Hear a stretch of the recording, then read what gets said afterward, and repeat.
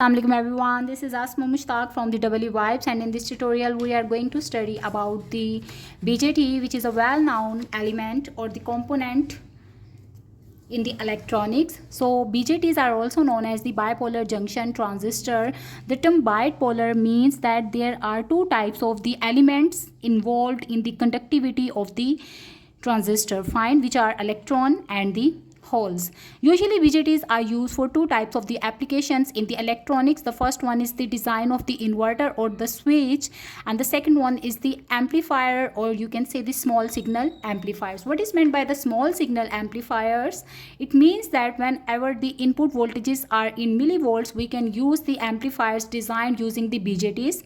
All right, now if you look at their construction, so we can say that the BJTs are constructed with three doped semiconductor regions that are separated by the two p-n junctions. So let me draw it. So we will have two types, N and P types materials, fine, and we have joined three regions like NPN or PNP.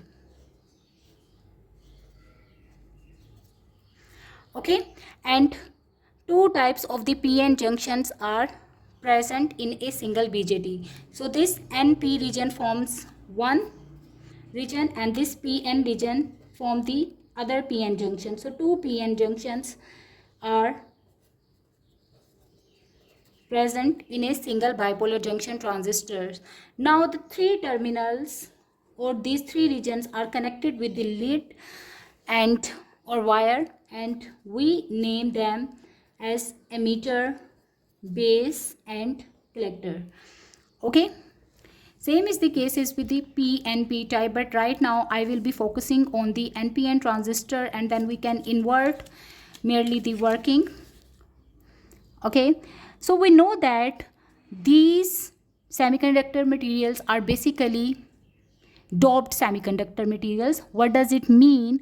It means that these semiconductor materials have certain types of the impurities present in them in order to enhance their conductivity. So for the N type materials, we actually dope them with the pentavalent impurities, and for the P type materials, we actually dope them with the trivalent impurities, fine, and in this way we increase the number of electrons and holes in the material. All right, so this was merely the background of the N type and P type semiconductor materials. Now the representation of the NPN transistor is like that, fine. So here is the base terminal, here is the collector, and here is the emitter terminal. Now talking about the doping level, we can say that emitter terminal is heavily doped,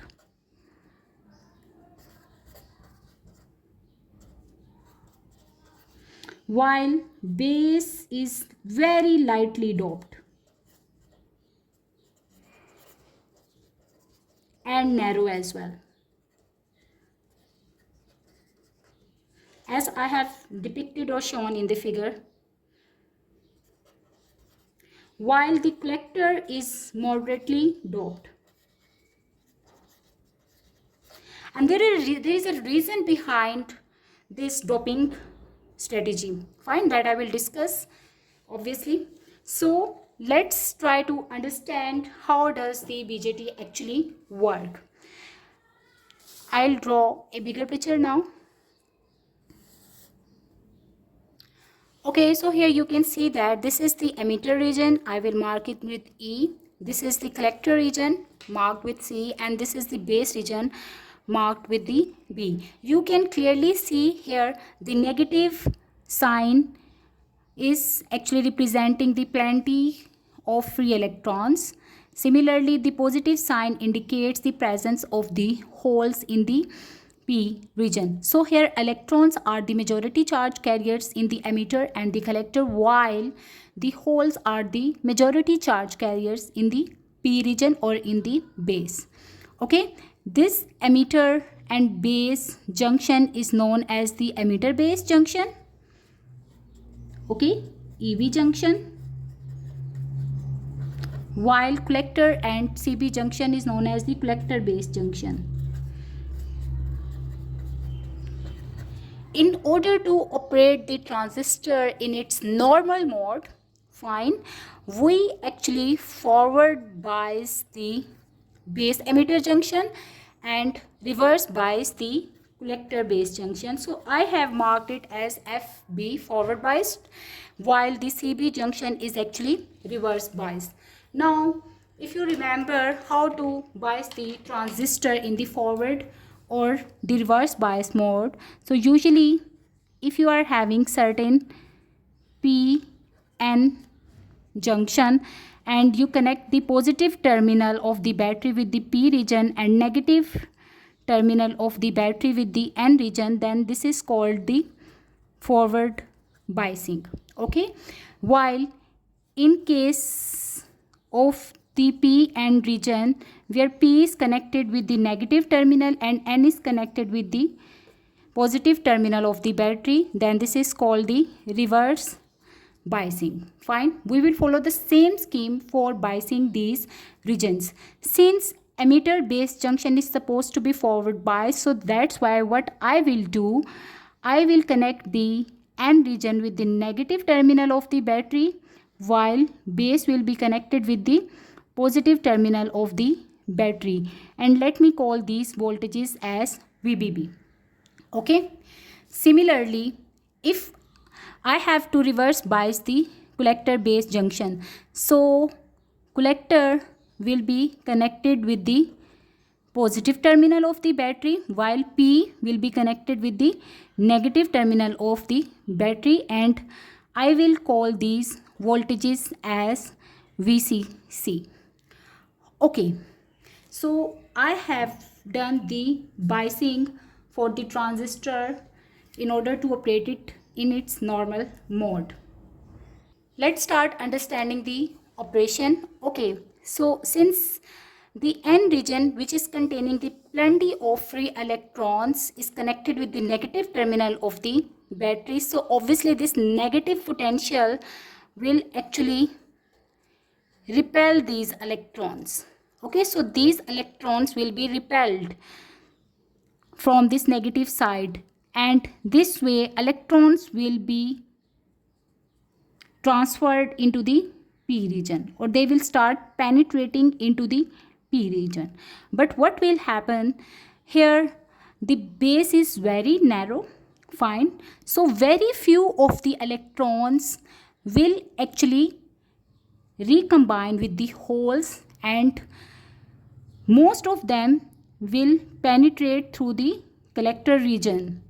Okay, this is one of the reasons how electrons enter into the collector region. Another reason is that since VCC is connected such that the positive terminal of the battery is connected with the collector, so that's why this positive potential will attract these electrons or force these electrons to move into the collector. Okay, so what is basically happening? The free electrons easily diffuse through the forward biased PN junction into the highly doped and very thin P-type base region. Okay, the base has a low density of holes which are the majority carriers. Fine, so a small percentage of the total number of the free electrons injected into the base region recombine with the hole and move as the valence electrons through the base region and into the emitter region as the hole current. Fine. Okay, when the electrons that have recombined with the holes as the valence electrons leave the crystalline structure of the base, they become free electrons in the metallic base lead and produce the external base current. So basically, when these electrons combine with the holes, they will leave obviously the base terminal, and here is the lead, metallic lead, which will contribute to the base current. So basically electrons are going via base like that. So this is the motion of the electrons. Obviously, when we talk about the conventional current, then the direction of the base current will be opposite to the flow of electrons. So that's why IB will be indicated as upward. Similarly, electrons are being injected or moving away from the emitter region. So since electrons are moving in this direction, the emitter current will be in the opposite direction, marked as IE. And same is the case is over here. When majority of the electrons are swept through the collector region, they are moving like that. So the collector current will be in the opposite direction, IC. So by looking at this directions of the currents, we can generate the equation. If this is certain junction or the node, we can apply the KCL, and here we can see that IC is entering, IB is entering, while IE is leaving. So IC plus IB is equal to IE. This is one of the most important equations or the current equation of the BJT. Okay. If I draw this circuit in terms of the symbolic representation of the BJT, we can see that there is the resistor connected for controlling the collector current. Here is the base terminal, emitter terminal, while we have connected a resistor at the base terminal, and VBB was connected something like that. Okay, so these are the VBB voltages. RB is the resistance for controlling the base current. RC is the resistor for controlling the collector current, and here we have connected VCC, which is positive obviously, and here you can see that the base current flows through it, and this is IC collector current, while here is the emitter current flowing across the emitter terminal. All right. And previously we have drew one of the important equations, which is IE is equal to IC plus IB. Okay, now this is the VBB voltages or the battery connected. The voltages from the base to emitter terminal are marked as VBE voltages. Okay, and the current is flowing across the potential VBB and VBE, and if you apply the KVL in this loop, you can see that VBB is actually equal to IB RB plus VBE. Fine, and from here I am interested in determining the value of the base current, so I will subtract VBE from VBB and divide it by RB in order to obtain the value of the base current. Fine, we usually know that VBE is actually the forward biased voltages across the diode, which is usually 0.7 volts in case of the silicon, while you can use 0.3 volts in case of the germanium. Fine, so this is how you have determined the value of IB. Once you are having the value of IB, what you can do, you can determine the value of IC. So IC is actually equal to beta times of IB. Okay, where beta is the DC current gain of the transistor. Fine. And other voltages, this is basically the collector terminal, this is the emitter terminal. Fine, so the voltages across it are marked as VCE. Now again apply the KVL over here. So the supply voltages, which are equal to VCC, should be equal to the voltage drop across this resistor or the collector resistor, can be marked as IC into RC using the Ohm's law, plus VCE, collector to emitter voltages, while emitter is grounded. Fine, so from here IC is equal to VCC minus VCE over RC. Fine, so this is basically the value of the collector current. So you can find the collector current this way as well when you don't have the value of the beta present in the circuitry.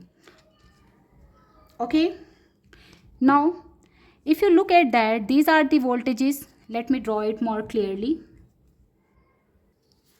So basically, if we look at the transistor terminal, so this is basically the collector, this is the emitter, and here you are having the base.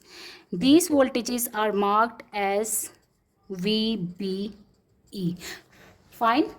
And then these are the voltages plus to minus VCE, and these are the voltages between the collector and the base terminal. So I am talking about these voltages which are marked as VCB. Okay, since the collector is also connected with the positive terminal and base is also connected with the negative terminal, so one of the conditions is that VCC should always be greater than VBB. What does it mean? It means that then the collector will be more positive as compared to the base terminal. So we can say that this is more positive with respect to this base terminal for representing the voltages VCB. Fine. So if you apply the KVL over here, you can clearly see that this collector to emitter voltages VCE is actually equal to VCB plus VBE. Fine. And hence you can determine all the values of the voltages of the transistor. Thank you for watching.